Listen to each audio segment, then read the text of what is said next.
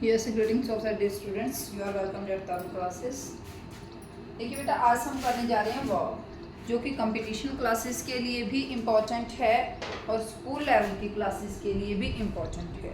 चाहे कोई भी आप कंपटीशन लेवल का एग्ज़ाम दे दीजिए, चाहे वो फर्स्ट ग्रेड है, रीट है या फिर बैंक का एग्ज़ाम है, तो इन सभी में इंग्लिश आती है ना। तो जनरल इंग्लिश में भी वर्ब से रिलेटेड क्वेश्चन, चाहे वो नरेशंस में पूछ लिए जाएँ या फिर वॉइस में पूछ लिए जाएँ, या वर्ब का टॉपिक दे के ही एग्जामिनर आपसे पूछ लेता है। ठीक है, तो ये काफ़ी इंपॉर्टेंट टॉपिक है, इसको बहुत ही ध्यान से करना है। वर्ब क्या होता है? Verb means action. Action word जो होता है किसी भी सेंटेंस में सब्जेक्ट क्या एक्ट करता है, वो जो एक्ट होता है वो क्या चीज़ शो करता है? वर्ब होता है। वो जो भी एक्शन किया जाता है ना, उसी को हम क्या कहते हैं? वर्ब। जैसे मैं कहूँ आई ईट एन एप्पल, इसमें वर्क क्या हो रहा है? आई जो है वो क्या वर्क कर रहा है? ईटिंग का वर्क कर रहा है। तो ये ईट क्या है? एक्शन है ना, ईटिंग का एक्शन कर रहा है। तो ईट क्या है? ईट एक वर्ब है। ठीक है, पहले हमें ये पहचानना है कि वर्ब होती क्या है। जब हमें ये पता चलेगा कि वर्ब होती क्या है और कितनी टाइप्स की वर्ब होती है, उसके बाद हम आगे बढ़ेंगे फिल करने वाले सेंटेंसेस। तो ठीक है, देखिए मैंने कहा आई ईट एन एप्पल, फिर मैंने कहा ही प्लेज हॉकी। इसमें दो सेंटेंसेस हैं, ही प्लेज हॉकी। यहाँ कौन सा एक्शन हो रहा है? प्ले, खेल रहा है वो, प्ले का एक्शन हो रहा है। तो यहाँ ये क्या है? वर्ब है। यहाँ वर्ब के साथ मैंने क्या यूज किया है? S, means singular verb use किया।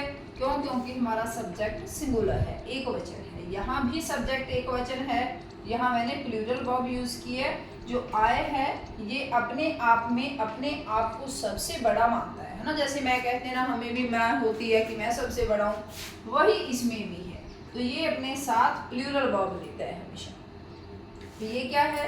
ही, शी, इट। जो थर्ड पर्सन होते हैं ना, वो अपने साथ क्या लेते हैं? सिंगुलर होने के साथ सिंगुलर वर्ब लेते हैं। जैसे मैं कहूँ सीता गाती है, Sita sings a song, Sita गीत गाती है। ठीक है, तो ये क्या है? सीता एक वचन है, सिंगुलर है, और सिंग में वर्ब के साथ हमने एस या ई एस लगाया।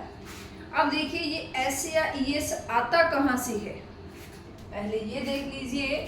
अब ये प्ले वर्ब है, ये होती है वर्ब की फर्स्ट फॉर्म, जिसको हम कह देते हैं बेसिक वर्ब। ठीक है, बेस वर्ब है ये। इससे पहले आप हिंदी में इसका बेसिक समझ लीजिए। हिंदी में जो क होता है, ये क, ये कैसे बनता है? हाफ क आता है, प्लस में अ स्वर होता है इसके अंदर, फिर हमारा पूरा क बनता है। इसी तरह का ही मैटर क्या है? इंग्लिश में है कुछ, वो किस तरह से है देखिए, वो भी इसी तरह से होता है। जो प्ले बेस वर्ब है ना, इसके अंदर ऑलरेडी ये कैसे बनती है?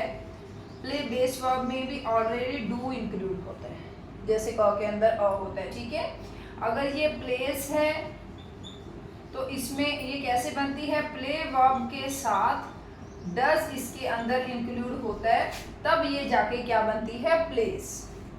ठीक है, फिर जो मैं लिखूं प्लेड, तो ये प्लेड कैसे बनता है? प्ले जो वर्ब की फर्स्ट फॉर्म होती है, बेस वर्ब होती है, इसके साथ डिड इंक्लूड हो जाता है, प्लस हो जाता है, तो ये क्या बनता है? प्लेड। मीन्स इसकी पास्ट फॉर्म बनती है। ठीक है, तो ये चीज़ें आपको बहुत अच्छी तरह से ध्यान से समझ लेनी है। यहाँ तक तो हमने ये देखा कि वर्ब होती क्या है। ठीक है, और वर्ब जो हमारे सामने लिखी रहती है, या हम प्ले देखते हैं या प्लेस देखते हैं या प्लेट देखते हैं। ठीक है, बाकी इसके साथ आ जाती है हेल्पिंग वर्ब। अगर अकेली आती है तो यही वर्ब्स आती हैं अकेली। तो हमें ये पता होना चाहिए कि ये जब वर्ब्स लिखी होती हैं तो इनके अंदर कौन सी हेल्पिंग वर्ब इंक्लूड होती है। ठीक है, अगर प्ले है, हम इसकी नेगेटिव फॉर्म लिखेंगे, तो हम क्या लिखेंगे? इसकी नेगेटिव फॉर्म बनेगी डू नॉट प्ले। क्यों बनेगी डू नॉट प्ले? क्योंकि इसके अंदर helping verb do already include है। तो हमें जब नेगेटिव फॉर्म बनानी होती है, नॉट, नॉट हमेशा हेल्पिंग वर्ब के साथ लगता है। तो इसके अंदर हेल्पिंग वर्ब कौन सी है? डू। तो हमने डू के बाद लगाया नॉट और मेन वर्ब आ गई। इसी तरह से अगर प्लेस है, प्लेस का हमने नेगेटिव फॉर्म बनानी है तो हम क्या बनाएंगे, इस प्लेस में कौन सी हेल्पिंग वर्ब इंक्लूड है, डज, तो हम डज को बाहर निकाल लेंगे, डज, और इसके बाद क्या लगता है, नॉट, प्ले, ठीक है। और अगर हमारे पास प्लेड है और प्लेड की हमें नेगेटिव फॉर्म बनानी है तो हम कैसे बनाएंगे, इसमें हेल्पिंग वर्ब कौन सी इंक्लूड होती है, डिड, हेल्पिंग वर्ब के बाद नॉट लगता है, हम लगाएंगे फिर नॉट, और फिर जब डिड निकाल ही लिया तो ये सिंपल फर्स्ट फॉर्म ही बची, प्ले। अब आपको पता चला कि डिड के साथ कभी भी सेकंड फॉर्म या फर्स्ट फॉर्म के साथ एस नहीं आता, डायरेक्ट फर्स्ट फॉर्म आती है, क्यों, क्योंकि उसमें से हेल्पिंग वर्ब निकल गई होती है। इसी तरह से इसमें भी प्ले आया, देखो प्लेस को हमने प्ले बनाया, जैसे कि ये सेंटेंस है सीता सिंग्स अ सॉन्ग, इसका हम नेगेटिव बनाएंगे तो फिर क्या बनेगा, सीता, अब इसके अंदर क्या इंक्लूड ऐसा लगा हुआ है तो डस, हमने डस को निकाला, फिर नॉट लगाया, फिर क्या बची वर्ब हमारी, सिंग अ सॉन्ग, ठीक है, समझ आया।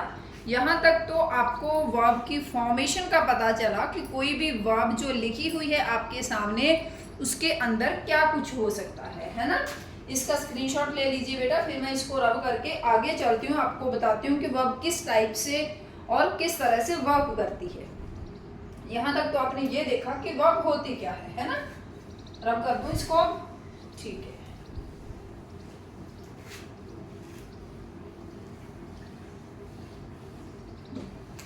अब देखिए जो वर्ब है ये ऑब्जेक्ट के बेस पे टू टाइप्स की होती है। कौन कौन सी होती है, ट्रांजिटिव, ट्रांजिटिव और इनट्रांजिटिव। वैसे आजकल इंग्लिश मीडियम स्कूल में तो ये थर्ड फोर्थ में स्टार्ट हो जाती है, ट्रांजिटिव और इनट्रांजिटिव। ट्रांजिटिव वर्ब कौन सी होती है, जिसको ऑब्जेक्ट की नीड होती है।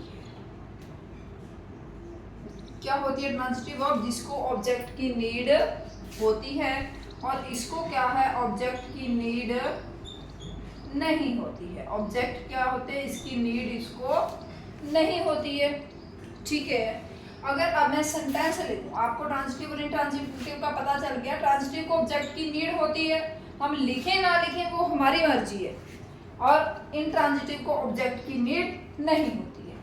मैंने अभी सेंटेंस लिखा, चलो मैं और लिख देती हूँ। अभी सेंटेंस लिखा सीता सिंग्स अ सॉन्ग, और ये है रोहित प्लेज फुटबॉल। अब ये सेंटेंस है रोहित प्लेज फुटबॉल। रोहित क्या करता है, खेलता है। क्या खेलता है, फुटबॉल खेलता है, ठीक है। अब इसके लिए हमें ऑब्जेक्ट की नीड है कि जब वो खेलेगा, प्ले करेगा, तो कुछ तो होगा ना प्ले करने के लिए। वो क्या खेलेगा, मैं अगर आपको कहूँ आई प्ले, मैं खेलती हूँ, तो आगे से आप कहोगे मैम क्या खेलते हो, मीन्स मेरा सेंटेंस पूरा नहीं है, पूरा मीनिंग नहीं दिया उसने। ऑब्जेक्ट नीडेड है, फिर उसका पूरा मीनिंग निकला है ना। तो ये वर्ब हमारी कौन सी हुई, जिसको ऑब्जेक्ट की नीड होती है, तो ये हुई ट्रांजिटिव, ठीक है। अब मैंने सेंटेंस लिखा रोहित स्लीप्स, रोहित सोता है, ठीक है। अब बताइए क्या इसको ऑब्जेक्ट की नीड है। ऑब्जेक्ट आपको कैसे पता चलेगा कि ये ऑब्जेक्ट है, आप वर्ब के साथ व्हाट लगा लेना, व्हाट। अगर व्हाट लगाने से आपकी वर्ब का आंसर मिलता है तो वर्ब हमारी ट्रांजिटिव है, और अगर व्हाट लगाने से आंसर नहीं मिलता है तो वर्ब हमारी क्या है, इनट्रांजिटिव है। क्या कहा मैंने, अगर वर्ब के साथ व्हाट लगाने से हमें आंसर मिलता है तो वर्ब हमारी ट्रांजिटिव है, और अगर आंसर नहीं मिलता है तो वर्ब हमारी क्या है, इनट्रांजिटिव। क्या लगाने से, ट्रांजिटिव में हम वर्ब के साथ क्या लगा लेंगे, व्हाट, हमें व्हाट का आंसर मिलना चाहिए। इनट्रांजिटिव में क्या है, व्हाट लगाने से हमें किसी तरह का कोई आंसर नहीं मिलेगा। अब मैंने क्या लिखा, रोहित स्लीप्स, रोहित सोता है। तो क्या सोता है, व्हाट स्लीप्स, क्या सोता है, कुछ भी तो नहीं है उसके पास सोने के लिए। तो ये वर्ब क्या हुई, ये वर्ब क्या हुई, इनट्रांजिटिव। क्या हुई सोना? इंट्रांजिटिव वर्ब हुई। अगर मैं यहाँ आपसे पूछूं कि क्या सोता है तो हमें नहीं पता ना कि क्या सोता है। अगर पता होगा भी कैसे, क्योंकि उसके पास होने के लिए कुछ है ही नहीं। पानी सोता है या फिर एप्पल सोता है, ऐसा कुछ है ही नहीं हमारे पास। रोहित सोता है, पर क्या सोता है हमें ये नहीं पता। उस चीज का असर किस पे हो रहा है हमें वो नहीं पता। ठीक है, आगे देखिए।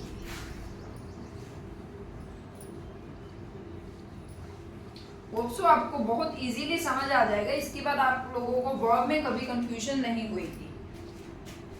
अब देखिए, मैं कुछ सेंटेंसेस देती हूँ। मैंने सेंटेंसेस लिखे। My sister washes clothes. मेरी सिस्टर कपड़े धो रही है। दे go to office. She counts pens.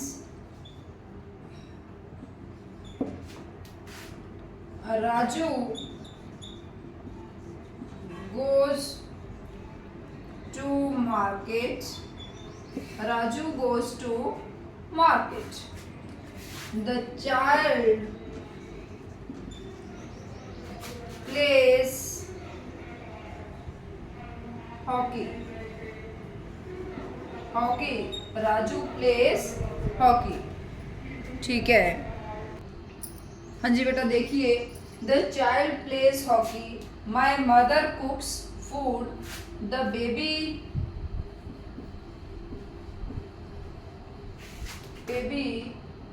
Cries. The baby waits. अब देखिए, माई सिस्टर वॉशेज क्लॉथ्स। यहाँ हमारी वर्ब है वॉश। क्या वॉश करती है, इसके साथ व्हाट लगा के देखिए हमारा आंसर क्या आता है। क्या वॉश करती है, व्हाट वॉशेज क्लॉथ्स। क्लॉथ हमारा आंसर आ रहा है, तो ये हमारी वर्ब क्या हुई, ट्रांजिटिव। ठीक है, आगे है दे गो टू ऑफिस। वे कहाँ जाते हैं, ऑफिस जाते हैं, गो। अब गो के साथ व्हाट लगा के देखिए आंसर क्या आपको आंसर आता है। They go to office. They go what, क्या जाते हैं, कुछ आंसर निकल के आ रहा है आपका।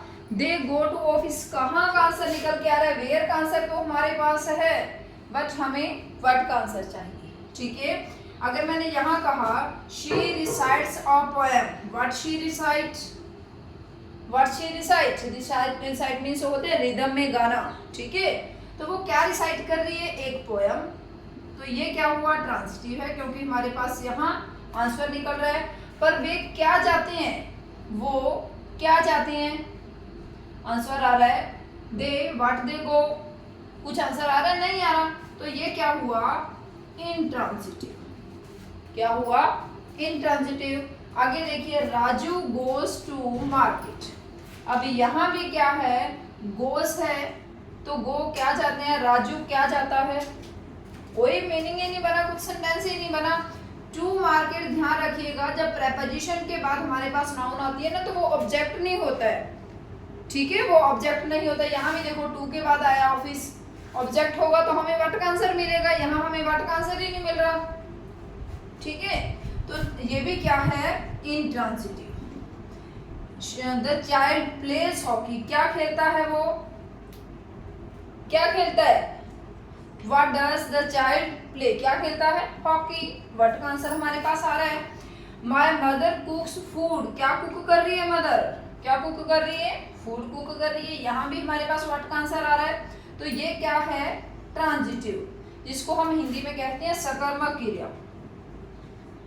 क्या कहते हैं हम इसको हिंदी में, सकर्मक क्रिया। और इंट्रांजिटिव को हम क्या कहते हैं, अकर्मक क्रिया। आगे हमारा सेंटेंस है द बेबी वेप्स। वीप मीन्स रोना।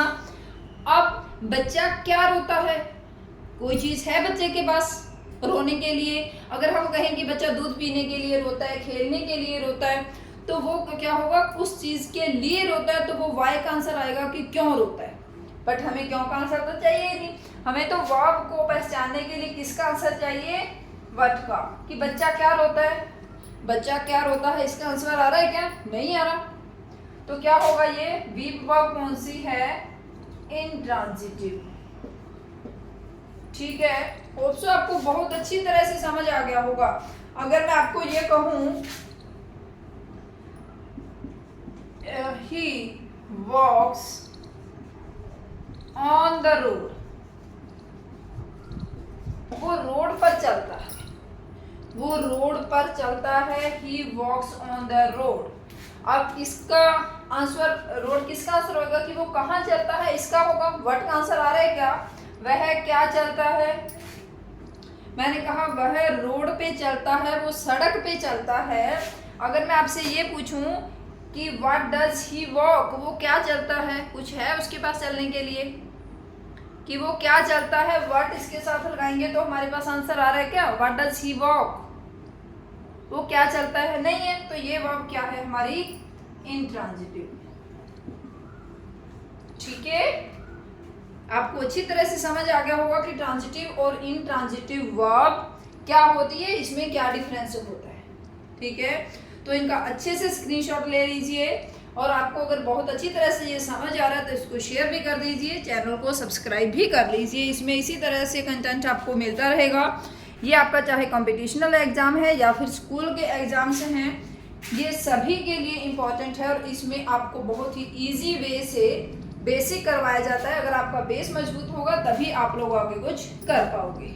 ठीक है, thank you and have a nice day बेटा।